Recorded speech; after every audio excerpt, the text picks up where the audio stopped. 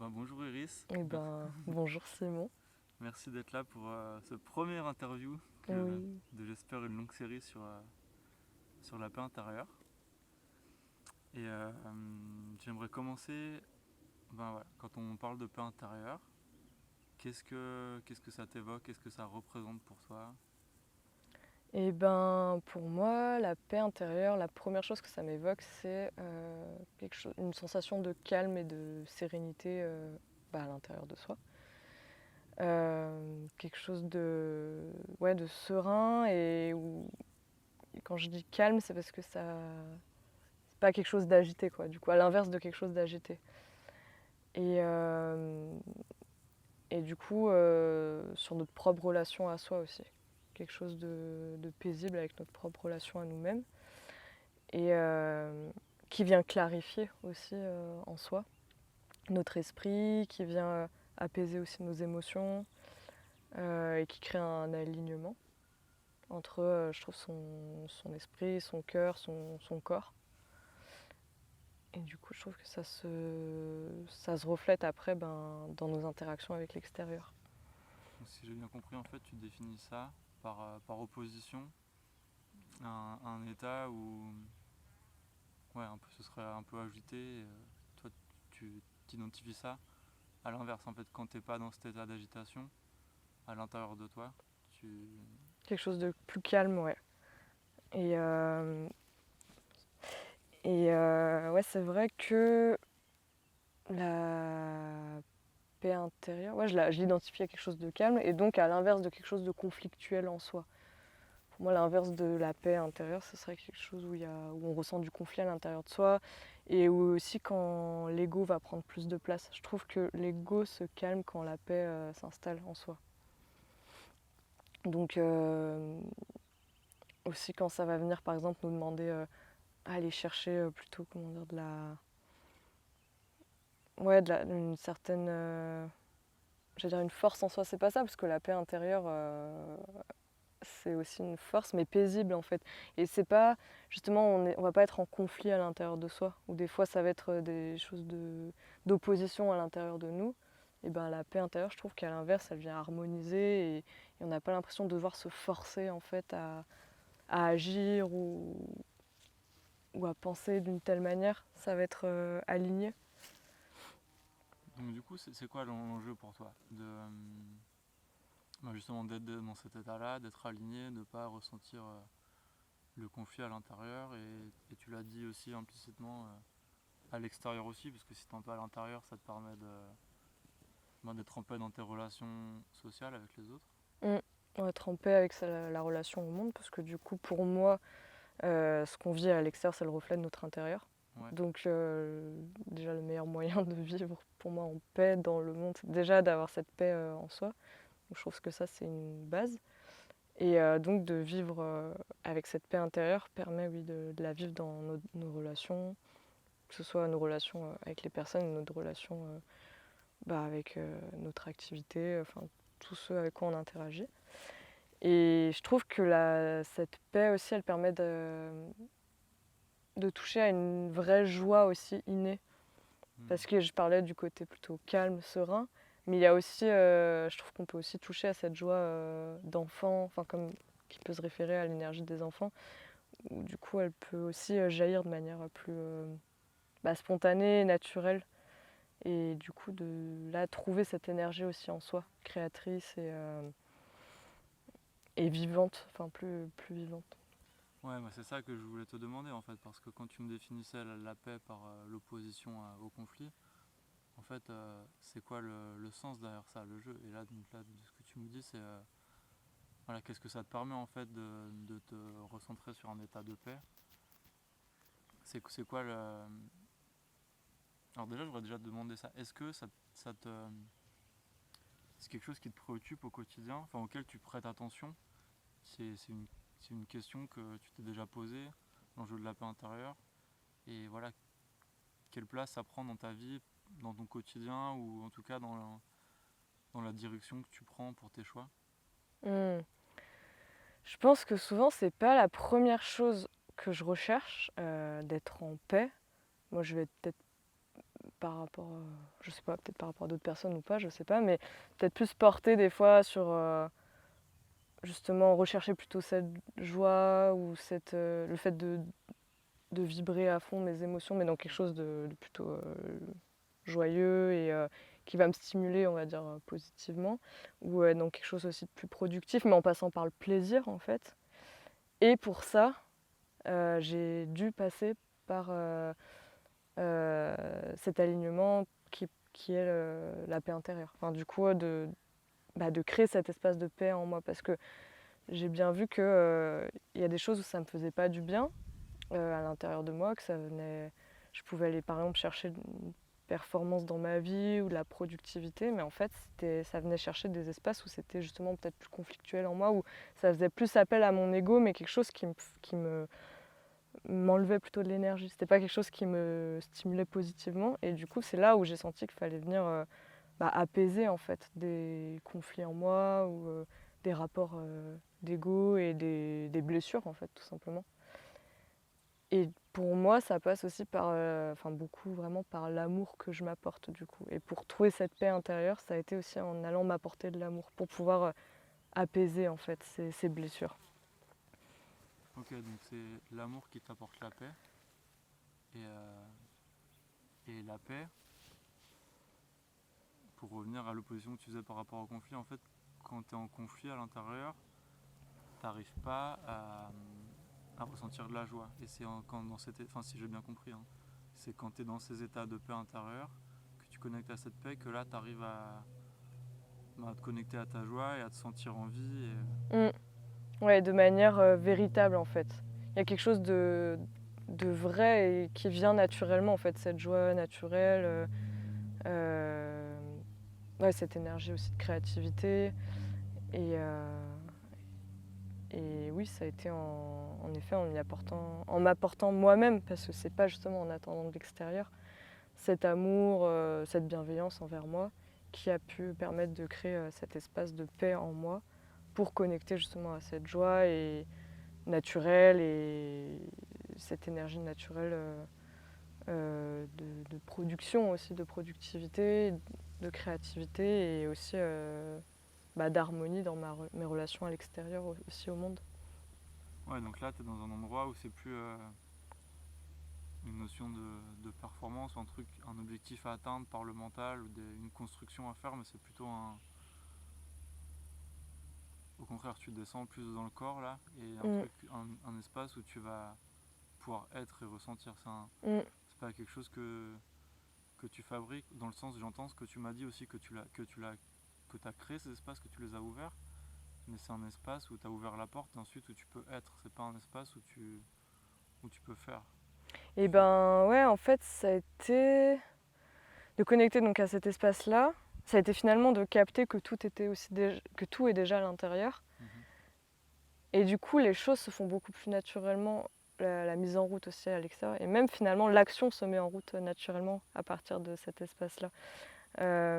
Qu'avant, du coup, ça pouvait être quelque chose de plus forcé, par exemple, en me disant il faut que je fasse ci ou que je sois comme ça, peut-être par comparaison, donc vraiment lié à l'ego en fait aussi et ses blessures, qui me faisaient aller dans quelque chose qui n'était pas agréable et puis forcé, alors que de créer cet espace de paix et d'y aller, d'y apporter voilà, de la lumière aussi, m'a permis d'aller dans des élans en fait beaucoup plus naturels et donc plus agréables, et parce que c'était connecté aussi à ces ressources qui sont déjà là présentes. Et du coup, le fait après de se mettre en action est beaucoup plus fluide et pas forcé. Et plus juste, plus aligné, et du coup aussi plus productif dans le sens, enfin productif positivement par rapport à ce que j'attends dans ma vie, que ce soit dans mes relations ou dans mon activité, enfin la relation que j'ai au monde quoi. Il y a quelque chose de plutôt constructif qui se met en place naturellement. Donc depuis un espace de paix intérieure, ça t'aide à avoir une vision plus claire et plus juste de qu'est-ce qui est bon ou correct ou juste pour toi dans tes choix, dans l'instant, mais aussi ça permet d'aligner ces choix avec ta vision à court, moyen, long terme. Mm. Bah, c'est surtout du ressenti, moi, je dirais. Enfin, pour moi, je fonctionne beaucoup par le ressenti. Et ça a été justement d'aligner ce mental avec ce ressenti-là, que le mental suive qu'est-ce qui est juste et aussi lié à mon intuition. Et là, ça a été vraiment ouais, de créer cet espace de paix, enfin, de connecter à cette paix qui est déjà là, en fait, qui est déjà en, fait, en moi, mais de pouvoir y accéder. Moi, je le ressens vraiment dans quelque chose qui est aussi dans le corps, au niveau plus du bassin, de l'ancrage. Enfin, moi, ça a été de m'ancrer aussi, de sentir que j'étais en sécurité aussi intérieure. Ça, je voulais le dire, j'ai pas pensé. Mais pour moi, la paix intérieure se relie aussi à cette sécurité intérieure. Et à partir du moment où on peut se sentir en sécurité, et ben on peut après expanser à d'autres niveaux. Et, et pour moi, c'est vrai que c'est lié aussi à cet ancrage, le lien aussi à la terre, au premier chakra, où c'est vraiment la sécurité de base, et où après on peut monter à d'autres niveaux, et du coup aligner aussi cet esprit avec, avec notre créativité, et la mettre à notre service du coup. Et oui, donc ça m'a permis d'être plus au clair, mais de manière naturelle justement, pas en passant par des schémas de pensée. Mais ça, c'est vraiment mon fonctionnement. C'est très intéressant parce que tu me dis si je me trompe, mais ce que j'entends là, c'est que en fait, cet espace de sécurité et de paix, il est quand même à la base de toutes tes décisions dans ta vie, enfin de toutes tes actions. Parce qu'en fait, depuis que tu as sécurisé là, euh, ça te met une clarté sur ce qui est juste et ce qui est bon pour toi de faire. Et tout à l'heure, quand je te posais la question, tu me disais que dans tes choix, tu te posais pas vraiment la question, c'était pas vraiment une priorité pour toi. Et là, j'ai l'impression qu'en fait, encore une fois, tu me dis si je me trompe, mais qu'en fait, ça l'est complètement, mais que tu as tellement intégré ça qu'en fait, tu te poses même plus la question vraiment parce que si tu prenais des décisions depuis un espace qui est pas en fait, un voyant qui s'allume et qui te dit non, non, mais c'est pas là qu'il faut aller. Bah oui, oui, en fait, c'est ça. Moi, c'était pas ma priorité, c'était pas mon intention, on va dire, de chercher la paix euh, par, par rapport à mes envies de base. Mais finalement, ça a été de connecter à cet espace-là, de créer cette paix et la ressentir qui m'a permis de déployer tout le reste. Donc c'est sûr qu'en fait, c'est primordial. Et enfin, c'est une base en fait. Et c'est aussi ouais, une sorte j'allais dire de quête du bonheur. Enfin, ce bonheur aussi, en fait, c'est vraiment lié pour moi à l'instant présent. Le fait d'être en paix, du coup d'être en sécurité. Tu peux être dans l'instant présent et c'est là où les choses sont justes et justement où t'as pas à aller chercher plus loin, où t'es pas dans le futur ni dans le passé. Et c'est là où ouais, tu peux vraiment te sentir en paix et toucher à ce bonheur, quoi, d'être là, ici, maintenant, parce que tu te sens justement dans cette sécurité, dans cette paix, et que de là peut émaner le reste. Mais ce qui ne veut pas dire que encore à des moments dans ma vie, je suis pas en paix. Et du coup, je le sens quand ça vient me chercher, quand c'est plus, ça va être mes peurs ou mon ego qui me veut pas forcément du bien, enfin il me veut pas du bien. Il est sur des anciens schémas. Et c'est dans des moments comme ça où je me dis ah là il faut revenir à l'intérieur et créer cette sécurité pour pouvoir qu'une décision ne parte pas justement d'un espace de peur mais d'un espace de paix. En fait, c'est un peu une boussole dans tes décisions, quoi. Tu regardes la boussole et est-ce que l'aiguille elle va vers la paix ou pas Et c'est vraiment ça part d'un ressenti ouais, parce que de bien sentir si avant de justement de prendre une décision parce que des fois je peux penser que ça peut être la bonne décision mais je vais être peut-être agitée à ce moment-là dans mon mental ou sous l'emprise de certaines émotions. Et en fait, de prendre juste un temps de me relier et de ressentir voilà, cette paix, là, je vais sentir ce qui est plus juste en fait. Je vais te demander juste après, justement, comment tu fais pour te relier à cette paix. Mais il y a une chose que tu as dit juste avant qui m'interpelle et qui est importante pour moi. Tu, tu parlais de la quête du bonheur, quand tu parlais du bonheur, et j'essaie de reformuler un peu ce que tu as dit, mais est-ce que pour toi, le bonheur, c'est justement, la clé du bonheur, c'est d'être en paix, parce que ça te permet de ressentir la plénitude dans l'instant présent, et plus que justement courir après un idéal, une construction du mental qui serait une quête du bonheur inaccessible ou hypothétiquement accessible dans un futur avec des conditions. Et que là, justement, tu redescends d'un truc très mental où, comme tu l'as bien dit, tu redescends dans ton corps, dans la sécurité. Et en fait, tu es prêt à ressortir la plénitude parce qu'en fait, tout est là et c'est ok. Et ben, par rapport au bonheur, du coup, ouais, que Enfin, pour moi, ce bonheur, on le touche quand on est là-dedans, dans cette plénitude, et dans ce moment présent. Et que en effet, c'est pas quelque chose qu'on atteint par un objectif. Ou du moins, l'objectif, c'est d'être pleinement présent à soi, dans l'instant, et de se sentir justement en paix, et avec tous ses sens, sentir cette, ce bonheur qui est là à l'instant même, et que ce soit où que ce soit, en fait. Et c'est vrai que ça demande un certain état d'être, en fait. Il y a des moments où je vais pas connecter à ça parce que je vais être dans du stress ou des peurs, et d'autres moments, mais des fois ça peut switcher rapidement, quoi, de se connecter à cet espace-là et de se dire ah bah oui, c'est bon, tout est là. Et puis en fait, c'est dès que je vais être dans l'anticipation ou peut-être le regret que là ça vient parasiter, en fait. Et là, t'as un conflit qui démarre à l'intérieur. Ouais. Ouais, ok. Je te pose cette question parce que vraiment, moi, dans mon cheminement personnel, je pense que la quête du bonheur, on a tous eu cette chimère, ou en tout cas, ça nous passe tous par la tête à un moment donné. Et je pense que ce que je ressens, et c'est aussi pour ça que je fais ces interviews, c'est qu'il me semble que la clé la paix intérieure, c'est une clé, si ce n'est la clé centrale justement du bonheur maintenant, quoi. Ah bah, c'est clair que pour moi ça résonne juste comme ça.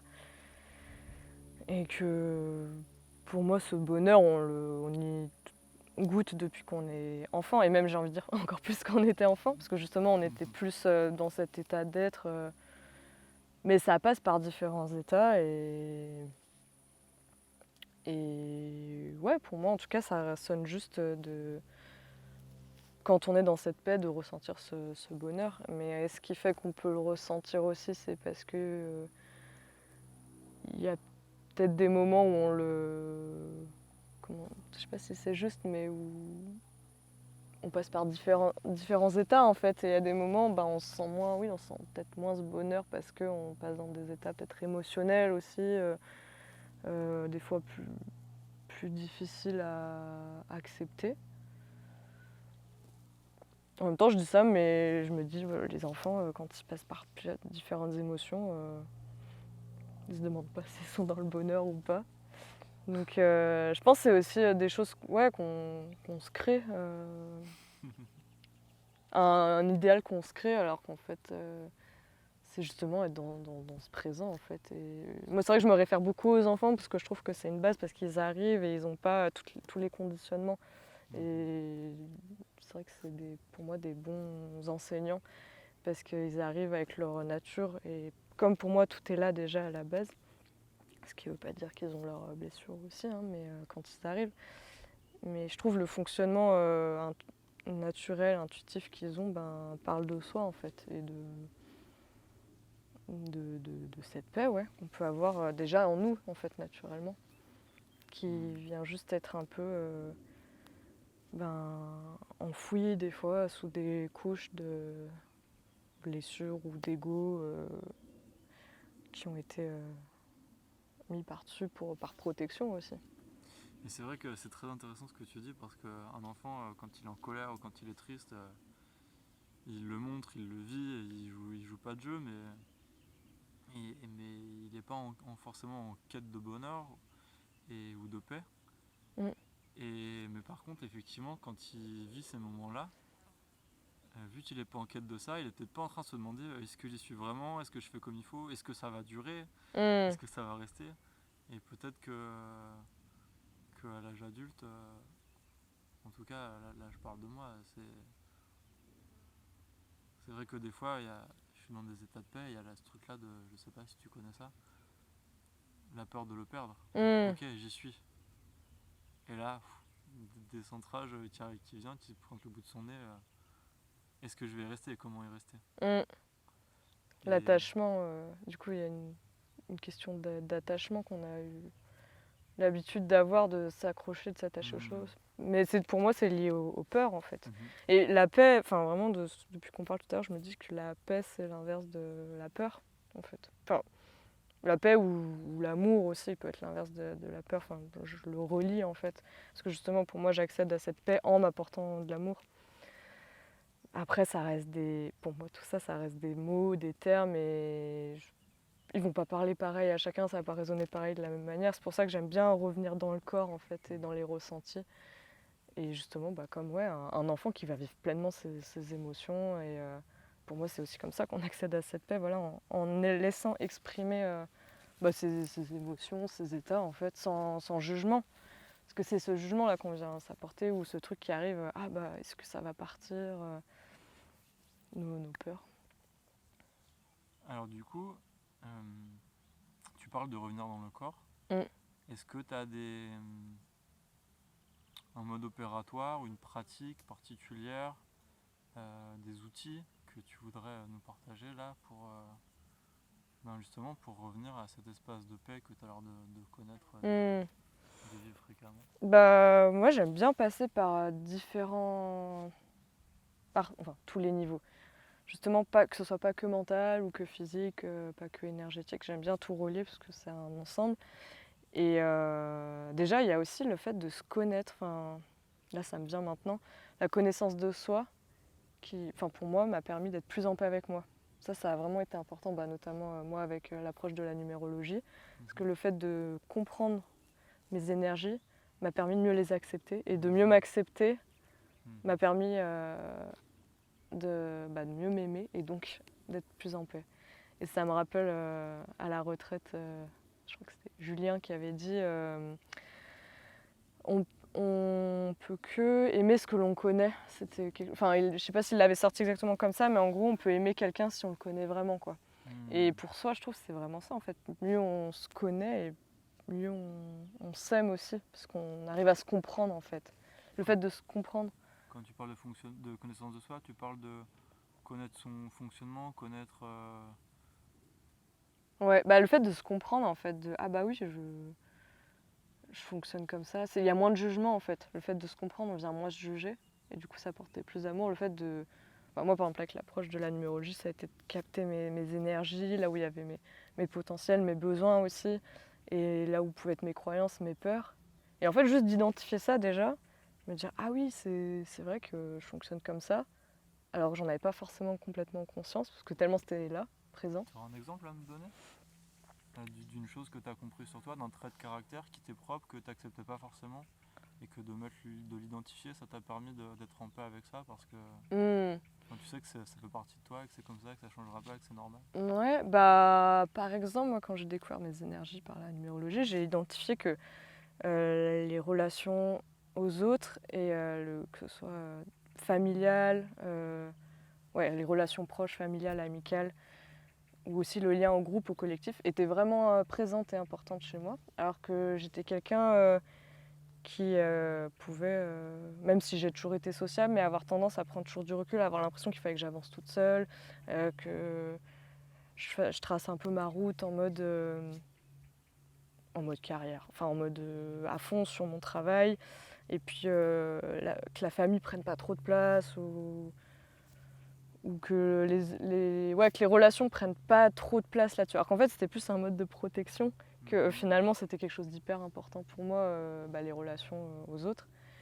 Et ça, de le capter, ça m'a permis d'être plus en paix aussi, parce que je m'en protégeais, parce que finalement, c'était tellement précieux pour moi, et que j'avais des peurs liées à ça, des souffrances à venir apaiser. Et en fait, de capter que si, en fait, c'est quelque chose d'essentiel dans ma vie. Et je m'en éloignais parce que justement j'avais peur, mais parce que ça comptait. Souvent là où il y a nos plus grandes peurs, il y a aussi nos plus grands désirs. Et ça, de le capter, ça m'a permis de mieux me relier à mes besoins, et là où il y avait de la richesse, en fait, aussi. Ouais, nos désirs et nos potentiels même, je dirais. Ouais. Et ah oui, donc du coup, si tu avais une tendance à t'éloigner de ta famille, peut-être que là tu t'es autorisé, ça t'a permis de comprendre pourquoi tu t'éloignais, et du coup tu t'es autorisé à te rapprocher d'eux. Et là aujourd'hui, tu as une relation avec ta famille du coup qui te nourrit et qui te donne peut-être plus de stabilité et plus d'espace pour accueillir la paix justement. Mm. Ouais, ça m'a permis de laisser plus d'espace à ça en redonnant sa juste place et de la valeur en fait. Là où finalement j'en avais mais je l'acceptais pas, donc il y avait un conflit en fait. Et puis même moi, ouais, dans mes relations personnelles, amicales, de couple, voilà, tout ce qui, enfin ouais, famille, amis, couple, que c'était quelque chose en fait de vraiment important, vraiment présent, et que j'avais besoin de m'entourer de ça, que ça me nourrissait. Alors qu'avant, comme si j'essayais de mettre une distance, alors qu'en fait ça m'attirait, mais que je voulais m'en protéger par peur que ça me fasse perdre de l'énergie pour autre chose. Alors qu'en fait ça fait partie de... C'est essentiel. Tu t'autorisais pas. Ouais. Donc il y avait un petit conflit quoi. C'est ça, ah bah oui, oui, clairement. Ok, trop bien. Et bon, alors du coup, là, tu m'as dit que tu avais plein de clés, que tu aimais bien que ça passe par plusieurs niveaux. Ah oui. Donc là, tu as parlé de la connaissance de soi. Voilà. On est parti loin. Non, mais c'est très bien, c'est très bien. Et du coup, j'ai Ouais, envie donc de savoir la suite. ouais, la connaissance de soi. Donc là, il y a quelque chose plutôt au niveau déjà. Enfin, ça commence par le mental. Ouais. Mais voilà, après pour moi, tout se relie.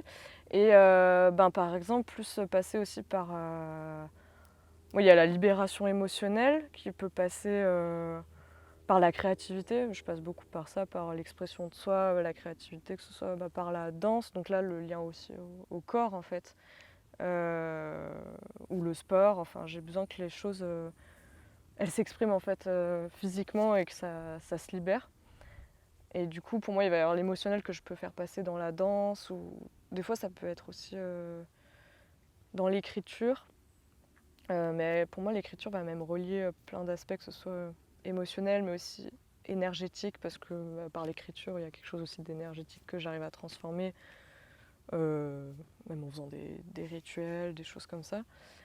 Et la libération émotionnelle aussi, ça peut être par la créativité de manière large, hein, le dessin, la peinture. Une activité artistique en Ouais, général. voilà, l'activité artistique. Mais c'est vrai que j'aime beaucoup la danse parce qu'il y a quelque chose pour moi d'hyper spontané quand je danse et d'instantané en fait. Tout de suite, Ouais. je sens que ça se libère. Et ça me permet de mettre aussi, parce que je passe beaucoup par les émotions, de mettre mon émotion à mon service et non pas contre moi. Parce que si je l'exprime pas et que ça sort pas, bah, je peux être plus en mode autodestruction. Que si je vais arriver à la libérer, que ce soit par la danse, je vais créer quelque chose avec ça et ça va être une énergie qui se libère. Et en plus, des fois, permettre à d'autres de se libérer aussi, parce que si je partage des fois mon expression artistique, et les personnes qui peuvent le recevoir, ça peut libérer aussi des choses en elles. Donc il y a quelque chose, un intérêt aussi de venir libérer cette émotion. Juste là-dessus, tu veux dire que par exemple, si j'ai bien compris, tu surfes un peu sur ton émotion comme source d'inspiration pour créer ta danse. Là, en l'occurrence, on parle de danse, mais carrément. si tu te connectes à ton émotion et à partir de là, ça va t'inspirer.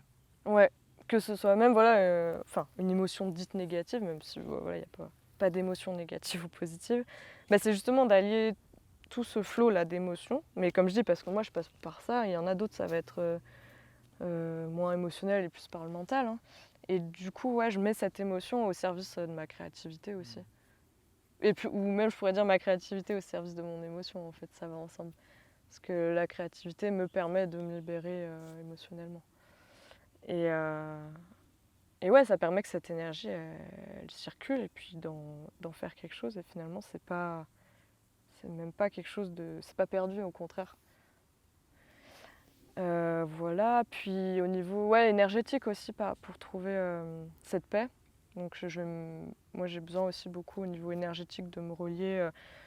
Ça peut être par la méditation, par de la visualisation, de prendre le temps aussi chaque jour aussi de prendre du temps seul avec moi. Ça c'est quelque chose maintenant que j'ai compris et qu'avant je faisais pas toujours attention. Dans le sens où comme je suis très sensible, dès que je suis en interaction avec les autres, je vais capter beaucoup de choses et j'ai besoin de prendre un temps avec moi, seule, pour me recentrer en fait. Et ça, c'est aussi une de mes clés, un de mes outils quotidiens. Et là, ça va être en visualisant, en m'ancrant, en faisant un rituel. Ça va dépendre des jours aussi, mais quotidiennement, j'ai une routine énergétique. Ouais, donc quand tu dis passer du temps seul avec toi, c'est pas c'est pas juste être toute seule chez toi ou être tout seul, c'est vraiment... Enfin, c'est ce que je comprends, tu me dis que c'est ça, hein, mais c'est avoir un moment où tu vas vraiment te mettre à l'écoute de toi, te rendre disponible pour faire émerger ce qui est à l'intérieur et tu as envie de sortir. Ouais, parce qu'en fait, on peut être seul chez soi et pas être connecté à soi. Et C'était pas... ma question. Ouais, alors que voilà, je peux être là dans un environnement, même avec du collectif, mais il y a même si c'est même 5 minutes, mais enfin, voilà, au moins 5 minutes où je vais me retrouver avec moi. Et à la limite, même quitte à ce qu'il y ait du bruit un peu autour, mais juste de voilà, ressentir à l'intérieur et de me connecter. En fait, moi, je passe vraiment par cet ancrage parce que c'est ce qui m'a aidée.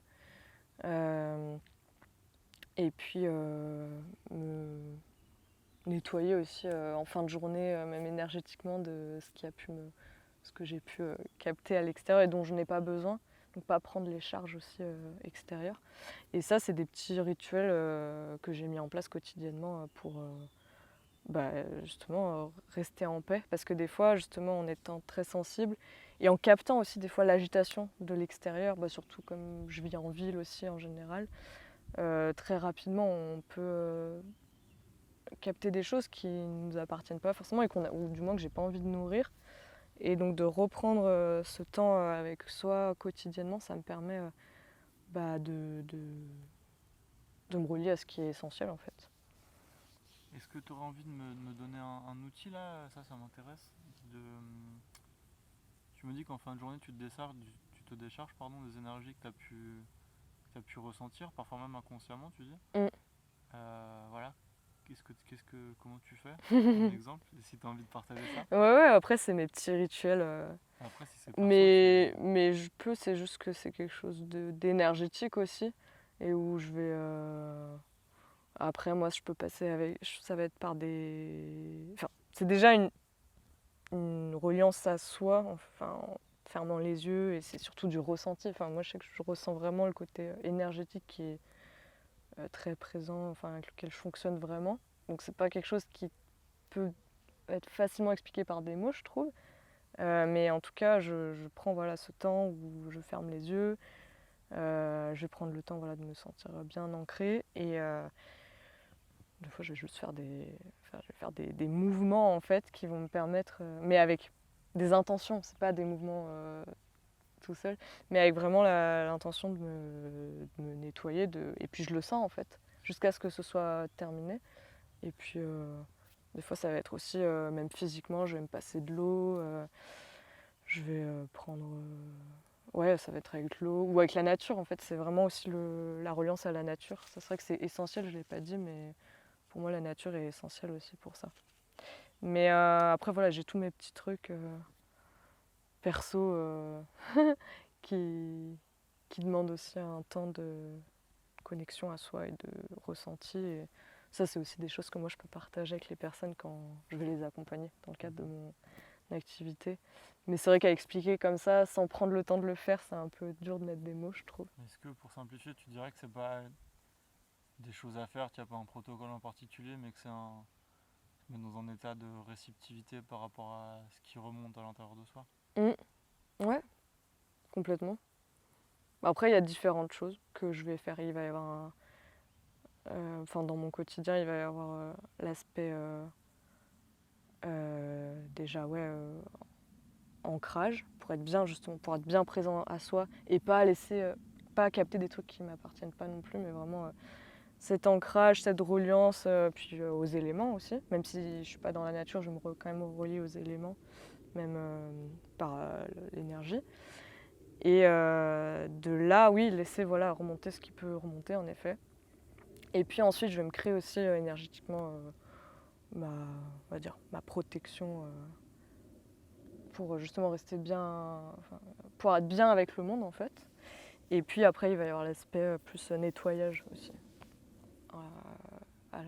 Plutôt si par exemple j'étais en contact plus avec l'extérieur ou si j'ai accompagné des personnes. Enfin, si je sens que j'ai besoin de me nettoyer, je vais le faire. Mais bon, ça après, c'est des pratiques énergétiques aussi.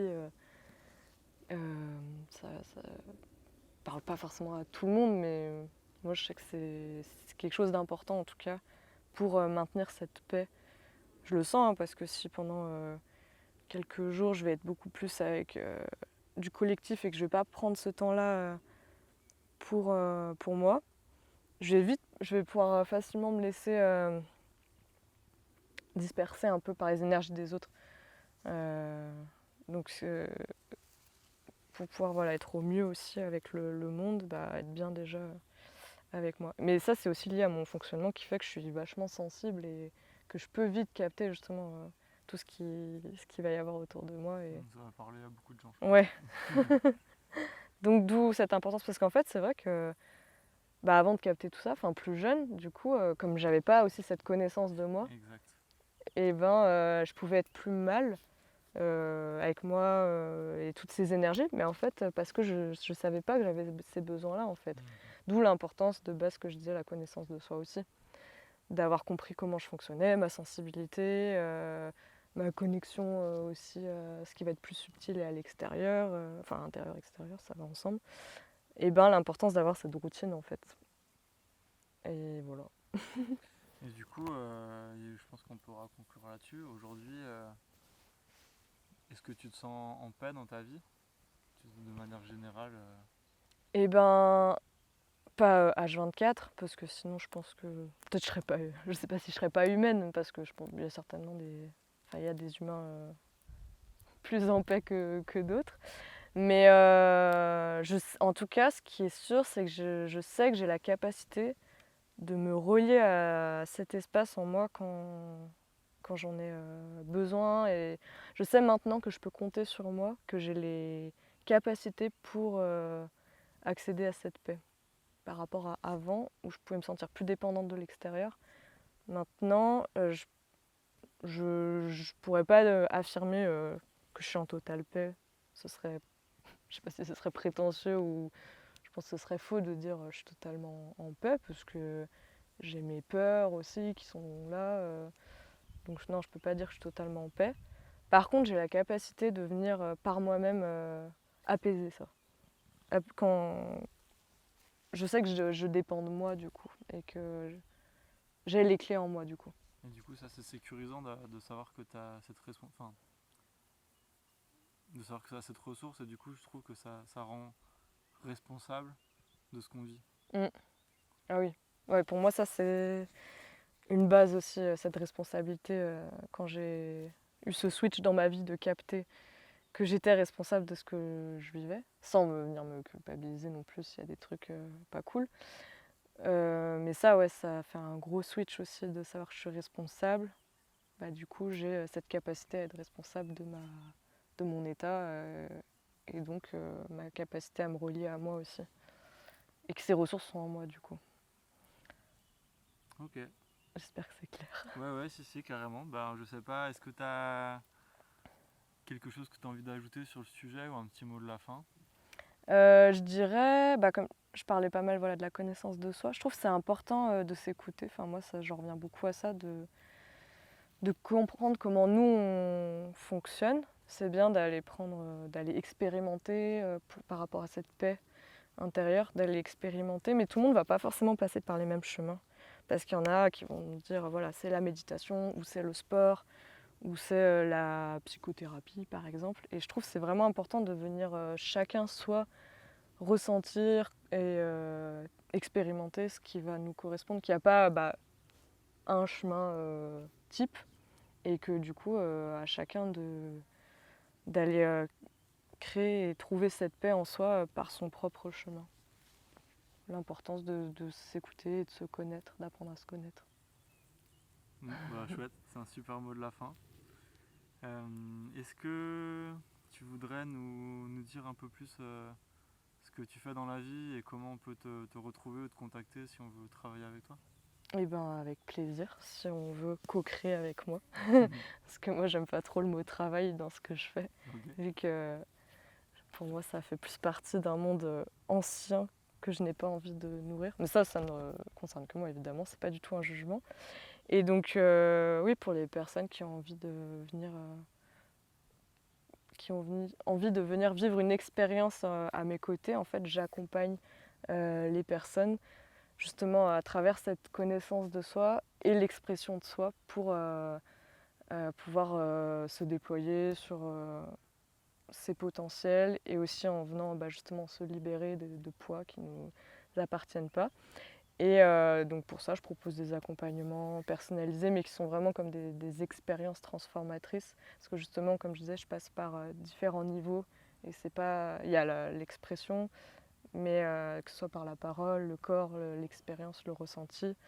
Et puis vraiment la connexion énergétique qui est... moi, je passe vraiment par ça, même si c'est pas quelque chose que je vais vraiment exprimer quand je vais parler de mon activité.